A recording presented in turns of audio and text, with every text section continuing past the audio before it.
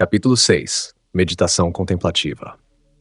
Toda a harmonia da sua vida e o sucesso das atividades da sua vida dependem da sua lembrança e prática da meditação. Uma meditação deve ser direcionada para a realização da unidade com Deus. Você não deve estar pensando em nenhuma demonstração desejada ou em qualquer bem desejado na sua vida, de qualquer pessoa, circunstância ou condição particular.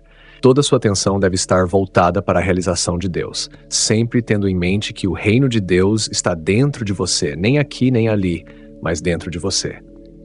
Você nunca o encontrará procurando em qualquer outro lugar além do seu próprio ser.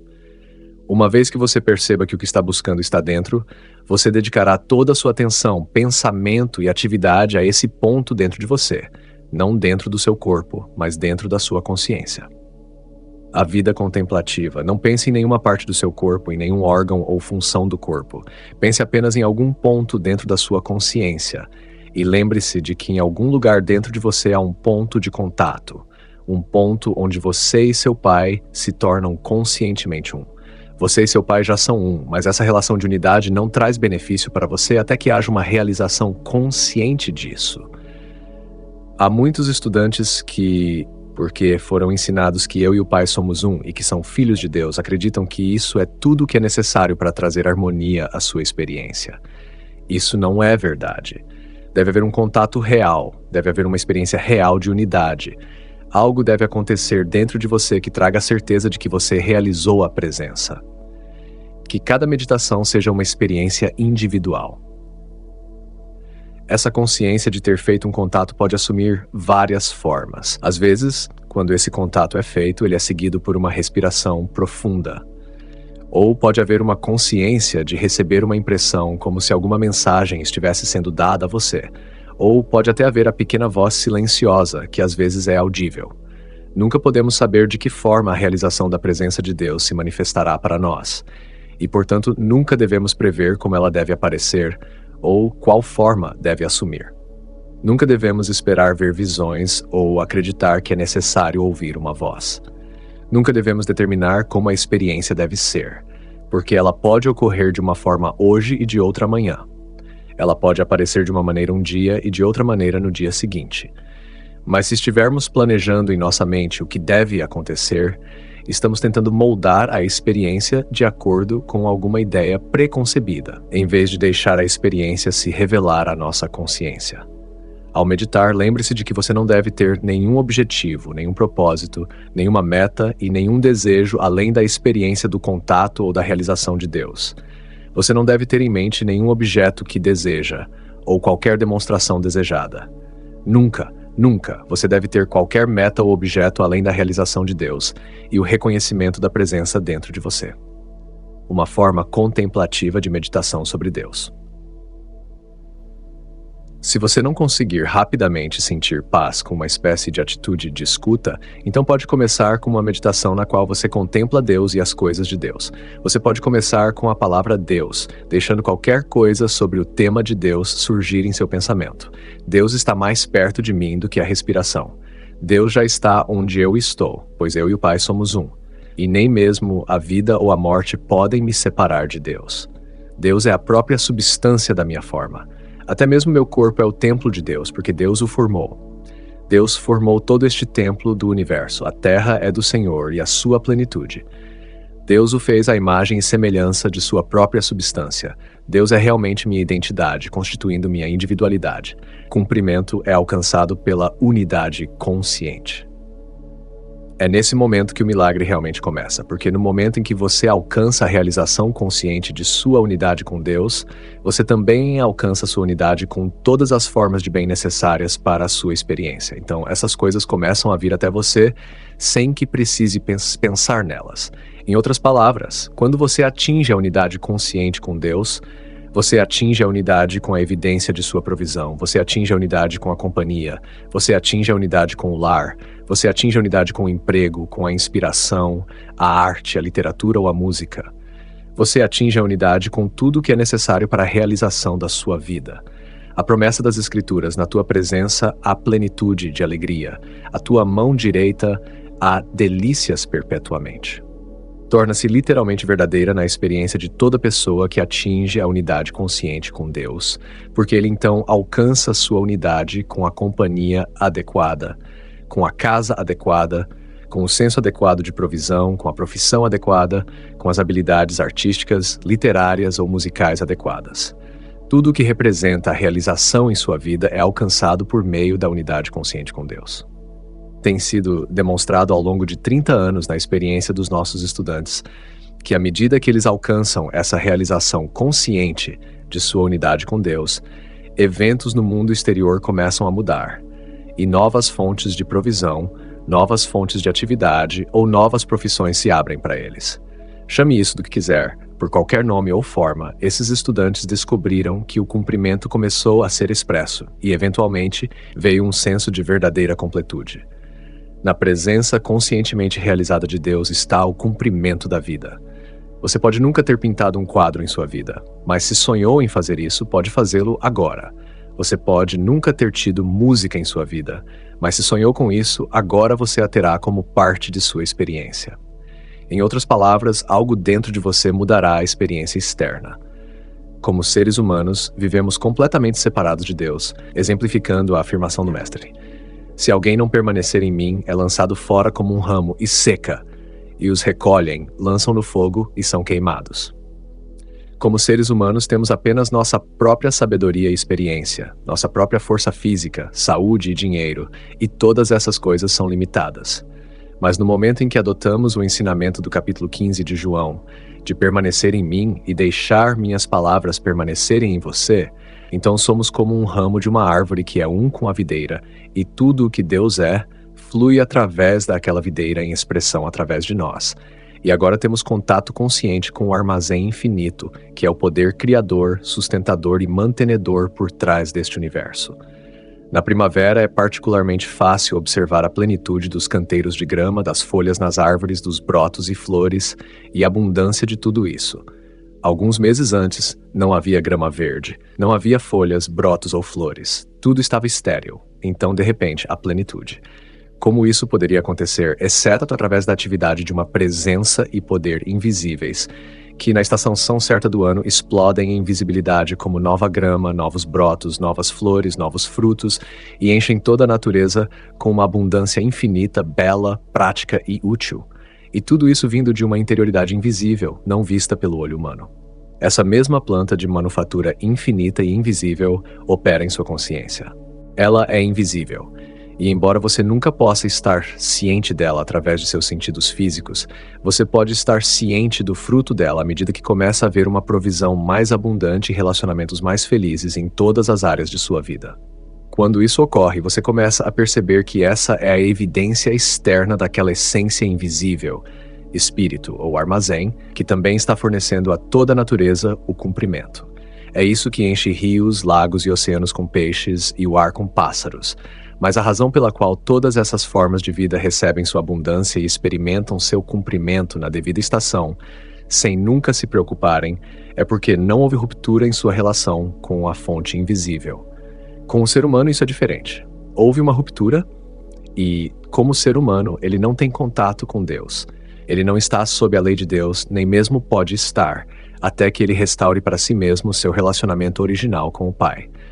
Então sua vida mudará, assim como a do filho pródigo, quando ele voltou à casa de seu pai e foi dado a ele o manto e o anel da filiação divina.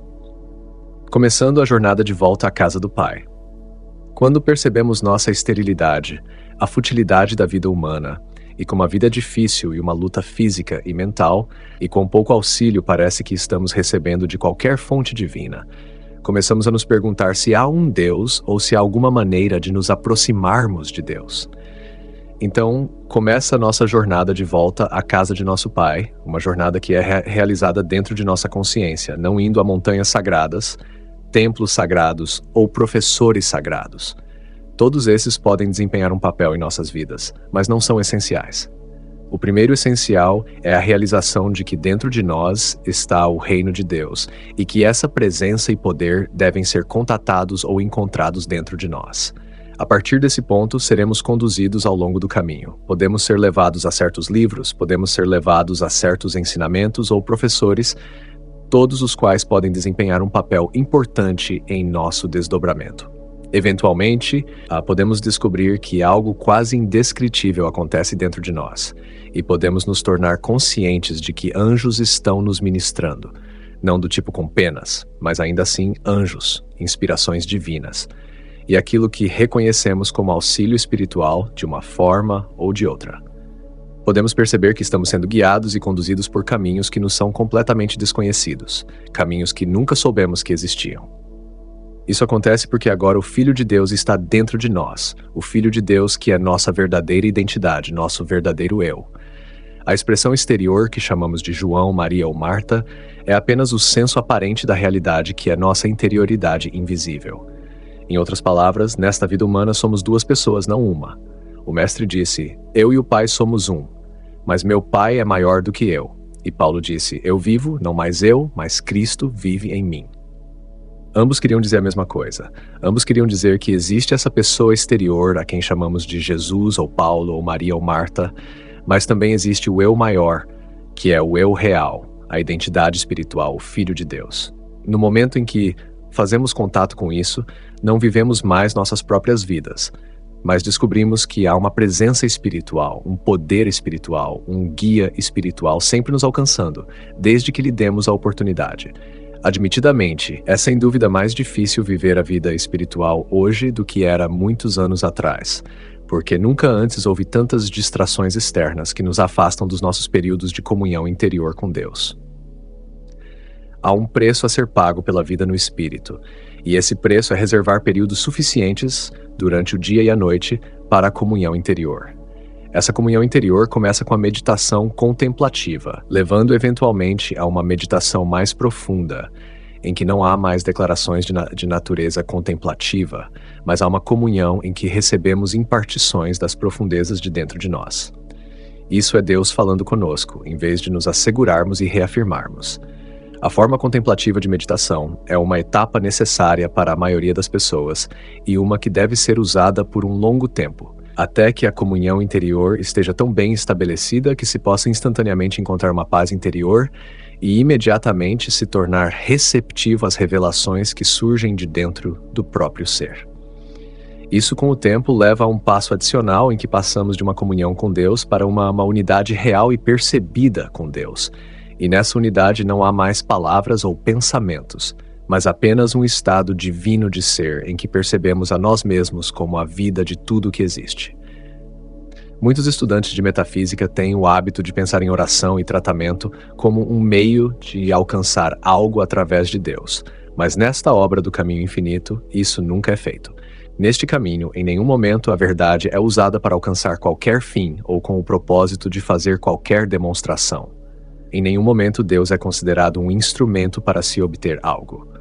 No caminho infinito, não há propósito ou objetivo além da realização de Deus. E uma vez que essa realização de Deus tenha sido alcançada, essa realização cuida de tudo o que acontece na vida. No capítulo anterior, a palavra onipotência trouxe à tona a ideia de que se há onipotência ou todo poder, então não pode haver outro poder. Com essa percepção, instantaneamente perdemos o medo de condições materiais, forças ou poderes, e até mesmo o nosso medo de forças ou poderes mentais. Descansamos na certeza de que, já que há apenas um poder, não temos nada a temer. Os chamados males do mundo não têm poder ou presença, e eles não devem ser combatidos, nem deve haver qualquer tentativa de se livrar deles. Eles devem ser reconhecidos como aparências ilusórias. Assim como o conceito de onipotência dissolve nosso medo de outros poderes e nos permite descansar na certeza de um único poder, também a palavra onipresença dissipa nosso medo de qualquer outra presença, porque, na verdade, não pode haver presença total e outra presença. Quando você compreende o verdadeiro significado de onipotência e onipresença, você se separa de qualquer um dos males deste mundo, que são instantaneamente reconhecidos como aparência, ilusão ou maia, chame isso como quiser. Onisciência muda o seu conceito de oração. O que realmente muda a sua vida, no entanto, é a compreensão da onisciência, porque isso muda todo o seu conceito de oração. Há 50 séculos de orações errôneas em nosso passado, 50 séculos de oração equivocada.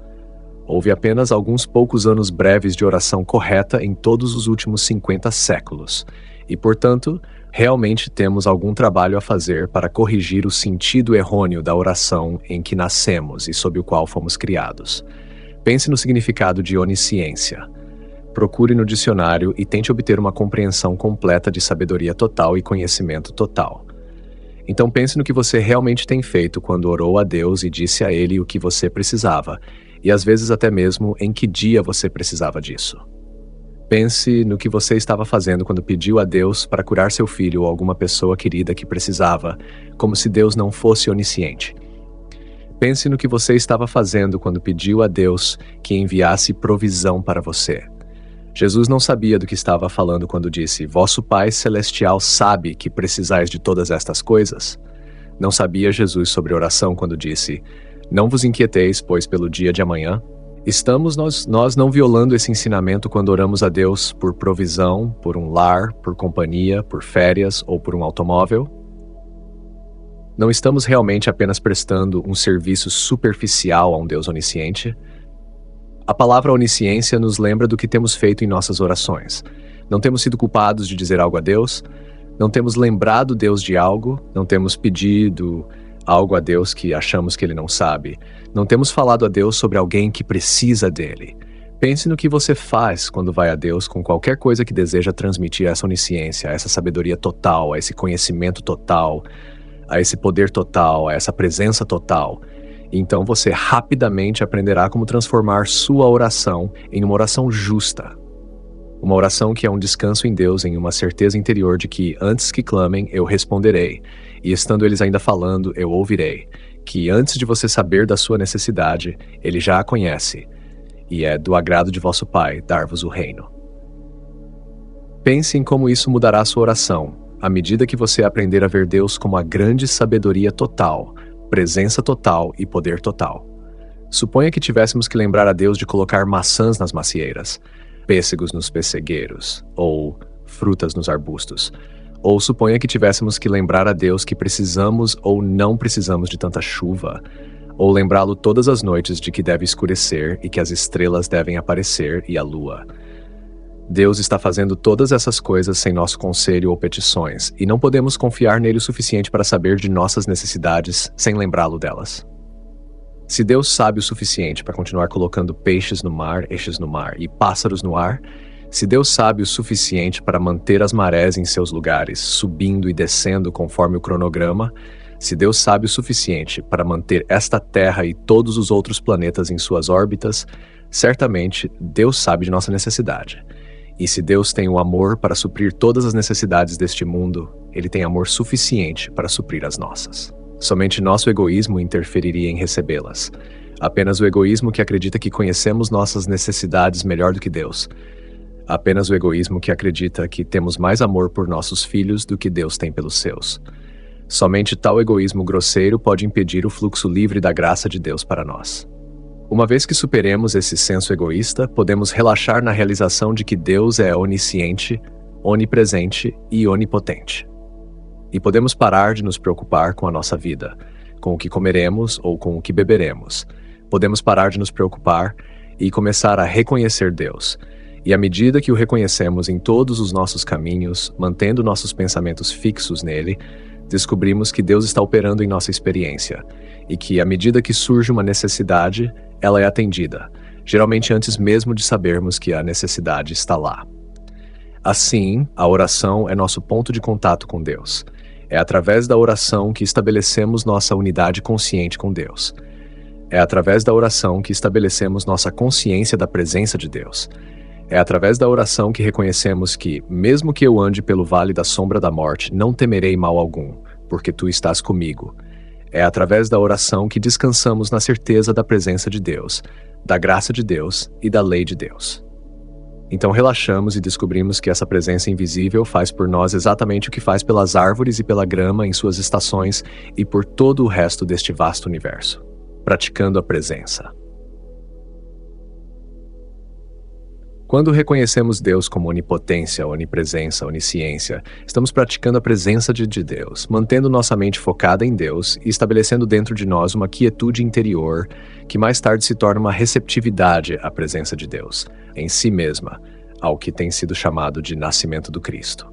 O nascimento do Cristo é aquele momento em nossa experiência individual em que o nada se torna tangivelmente algo, quando, onde havia falta de algo, de repente agora se torna evidente uma presença, tangível e real, um poder, um companheiro, um salvador, um guia. A partir desse momento, habitamos conscientemente na presença. Devido à presença percebida de Deus dentro de nós, seria impossível haver qualquer contenda com alguém. No quadro humano, podemos discordar, mas não poderia haver conflito de natureza realmente prejudicial ou destrutiva entre nós, se ao menos um de nós tivesse percebido a presença. À medida que essa presença vive em nós, torna-se impossível para nós empunhar uma espada, odiar ou invejar, ser ciumentos, maliciosos ou destrutivos. O segredo da paz na Terra é estabelecer essa presença percebida em nossa consciência, que age como um nivelador em nossa consciência, tornando-nos todos igualmente filhos de Deus. Isso torna possível perceber o que o Mestre quis dizer quando disse: "A ninguém na terra chameis vosso Pai, porque um só é o vosso Pai, aquele que está nos céus, um único princípio criador." Assim, aprendemos a não chamar nosso país de nosso país, ou nossa bandeira de nossa bandeira. Damos a eles o devido valor, mas reconhecemos que todos somos de uma única família espiritual. Isso não significa apenas aqueles em nosso caminho particular. Significa que cada indivíduo na face deste globo tem na verdade apenas um Pai, um único princípio criador. E, em nosso reconhecimento disso, somos irmãos. O fato de que possa haver níveis culturais, educacionais ou econômicos que nos separam no momento, não tem nada a ver com a verdade básica de que somos igualmente um no que diz respeito à nossa relação espiritual. Todos nós temos apenas um princípio criador, um Pai. E algum dia todos começaremos a agir como se realmente acreditássemos nisso. Se vamos fazer isso, será necessário mudar nossos conceitos de oração e começar a tratar Deus como se esse Deus onipotente, onipresente e onisciente realmente estivesse mais perto de nós do que a respiração. Nossa função é descansar em Deus, mas nunca devemos tentar dobrar Deus à nossa vontade ou tentar fazer com que Deus faça algo por nós que queremos, porque não teremos sucesso. Sempre que formos tentados a tentar fazer Deus fazer algo, lembre-se de que estamos tentando dobrá-lo à nossa vontade, e então seremos libertados de qualquer conceito pagão de oração, e oraremos: molde-me a tua vontade, dobre-me a tua vontade, faça-me render-me a tua vontade para que a tua vontade e não a minha seja feita em mim, que eu não tenha vontade própria, que eu não tenha desejo, que eu não tenha anseio algum, que eu me renda completamente à onisciência, onipotência e onipresença, e seja um observador do que acontece em minha vida, à medida que permito que um todo sábio, todo poderoso, toda presença governe minha vida. Ressurreição, em seu sentido místico, significa ressuscitar o Filho de Deus do túmulo dos sentidos físicos. Também é ressurreição no sentido de se elevar do sentido físico do corpo para a realização da consciência espiritual, como governando todas as formas.